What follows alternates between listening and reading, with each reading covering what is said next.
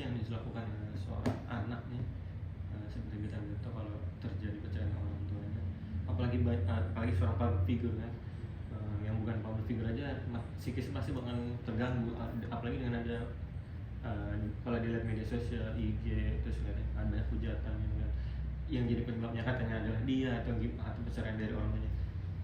Dari itu apa sih yang harus dilakukan seorang anak yang baru mau beranjak dewasa biar tidak terjadi? Jadi pada suatu pernikahan lalu terjadi perceraian, biasanya terjadi yang namanya broken home. Dan broken home itu akan mempengaruhi anaknya.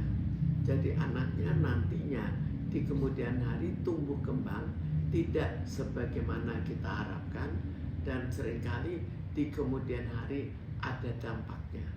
Bisa dampaknya mudah frustrasi, bisa dampaknya dalam pergaulan terganggu, bisa dampaknya ke masalah sekolah, tapi ada suatu dampak.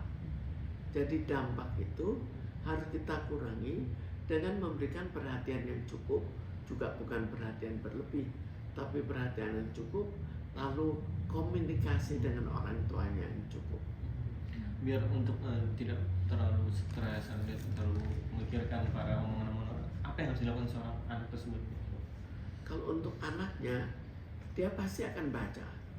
Kita tidak bisa melarang. Apalagi anak sekarang.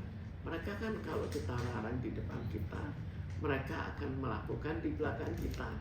Jadi kita perlu monitor apa yang mereka baca, bagaimana pendapat mereka, dan di situ kita diskusi.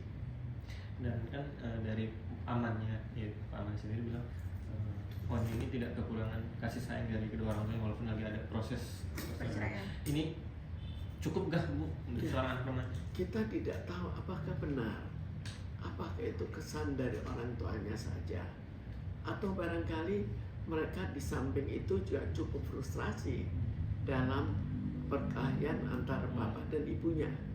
Kalau perhatian itu kan relatif. Misalnya kita ambil contoh, orang tuanya berkelahi, terkesal.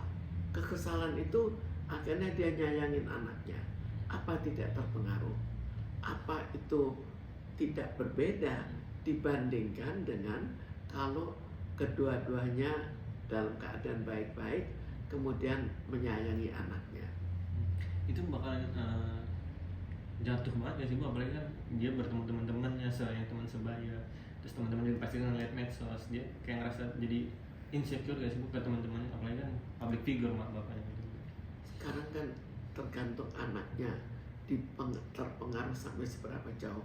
Kalau anaknya pada saat kecilnya betul-betul mendapatkan kasih sayang, perhatian, lalu komunikasi yang cukup dengan orang tuanya, pengertian yang cukup, maka pengaruhnya tidak akan besar. Jadi semuanya kita ikuti dari kecilnya bagaimana, kemudian hasilnya bagaimana pada saat besarnya, lalu kita lihat lagi bagaimana pengaruh dari kawan-kawan di sekolah. Oke.